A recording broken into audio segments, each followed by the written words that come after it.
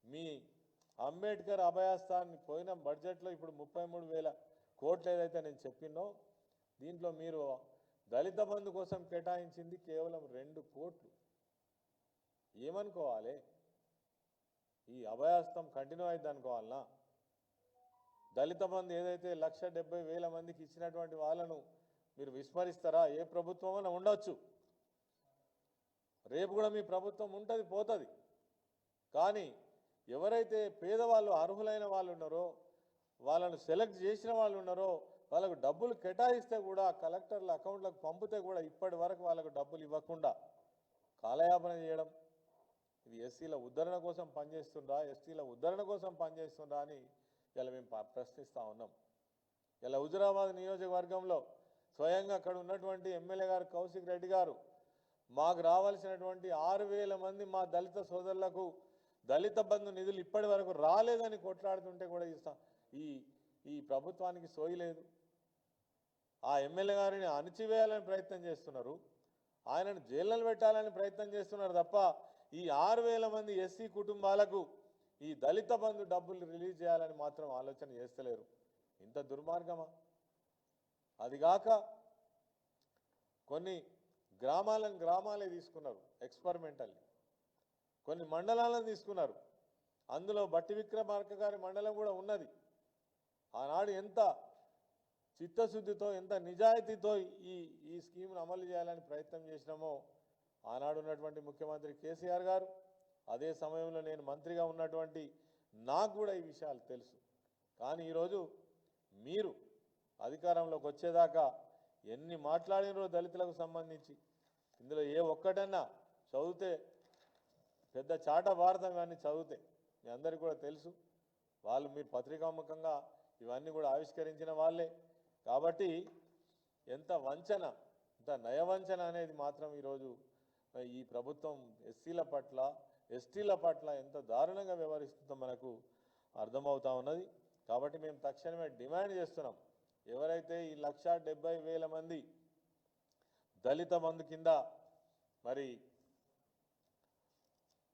Select అయినటువంటి వాళ్ళు ఉన్నారో వాళ్ళకు అప్పుడు ఆనాటి డబ్బులు ఏదైతే కేటాయించబడి ఉన్నాయో వాటిని తక్షణమే రిలీజ్ చేయాలని డిమాండ్ చేస్తున్నాం. అదేవిధంగా హుజురాబాద్లో 6,000 మంది స్వయంగా అక్కడనే హుజురాబాద్ నియోజకవర్గంలో దళిత బంధు కార్యక్రమాన్ని నిర్వహించి మొత్తం నియోజకవర్గంలో ఉన్నటువంటి దాదాపు 18,000 కుటుంబాలకు ఆ రోజు దళిత బంధు శాంక్షన్ చేసినటువంటి పరిస్థితి. ఇలా మీరు దళితులను నమ్మించి ద్రోహం చేసినటువంటి ప్రభుత్వం కాంగ్రెస్ ప్రభుత్వం. ఆనాటి నుంచి ఈనాటి వరకు ఈ దేశాన్ని పరిపాలన చేసింది. ఒకప్పుడు కేంద్రంలో రాష్ట్రంలో మీరే కదా 40-50 సంవత్సరాల అధికారంలో ఉన్నది. ఇప్పటికి కూడా ఎందుకు ఈ దరిద్రం పోలే, ఎందుకు ఈ గరీబీ హఠావో కాలే, ఇప్పటికీ ఇలా ఇందిరమ్మ ఇండ్లు మళ్ళా ఇచ్చే దుస్థితి ఎందుకు ఉన్నది? ఆ రోజు మేము డబుల్ బెడ్రూమ్ ఇండ్లు ఇస్తానంటే రకరకాల మాటలు చెప్తిరి, సంవత్సరం అయింది ఇంకా అప్లికేషన్ తీసుకునే స్థాయిలోనే ఉన్నారు. అంటే ఏ ఒక్కటి కూడా ఒక దళితులే కాదు, గిరిజనులే కాదు, బీసీలు వంచన గురైనరు, రైతులు వంచన గురైనరు, నిరుద్యోగులు కావచ్చు, వృత్తి పని చేసుకునేటువంటి వాళ్ళు కావచ్చు, చేనేత కార్మికులు కావచ్చు, ఆటో డ్రైవర్లు కావచ్చు, చిన్న అంటే ప్రభుత్వంలో పనిచేస్తున్నటువంటి అవుట్సోర్సింగ్ ఉద్యోగులు కావచ్చు, అంగన్వాడీలు కావచ్చు, ఆశాలు కావచ్చు, రకరకాల మరి పద్ధతిలో వాళ్ళను వంచిండ్రు, వాళ్ళని నమ్మబలికిండ్రు. ఇలా ఏ ఒక్కటి కూడా అమలు చేసేటువంటి పరిస్థితిలో మీరు లేరు. మరి ఈరోజు ఈ ప్రభుత్వాన్ని అందరూ కూడా నిలదీస్తూ ఉన్నారు. మరి ఇప్పుడు గ్రామ సభలు జరుగుతూ ఉన్నాయి, మీ నాయకులు పోయే ధైర్యం ఉందా? గ్రామాలకు పోయే ధైర్యం లేదు కాబట్టి ఇలా తప్పించుక తిరుగుతున్నారని కూడా ఖచ్చితంగా మనం అనుకోవచ్చు. ఇది కాంగ్రెస్ ప్రభుత్వం చేస్తున్నటువంటి నిర్వాకం. ఇటు ఎస్సీల పట్ల కావచ్చు, ఎస్టీల పట్ల కావచ్చు, అదేవిధంగా యావత్ తెలంగాణలో ఉన్నటువంటి ప్రజలను వంచడం కోసం చేస్తున్నటువంటి ఒక ప్రయత్నం తప్ప, కాలయాపన తప్ప, డైవర్షన్ పాలిటిక్స్ తప్ప ఇందులో ఏం కనబడతలేదని మనకు స్పష్టంగా అర్థమవుతా ఉంది.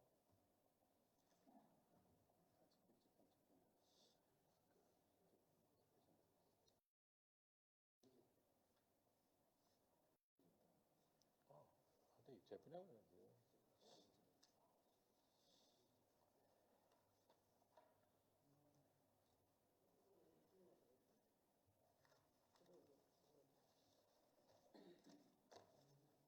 థ్యాంక్ యూ భయ్యా.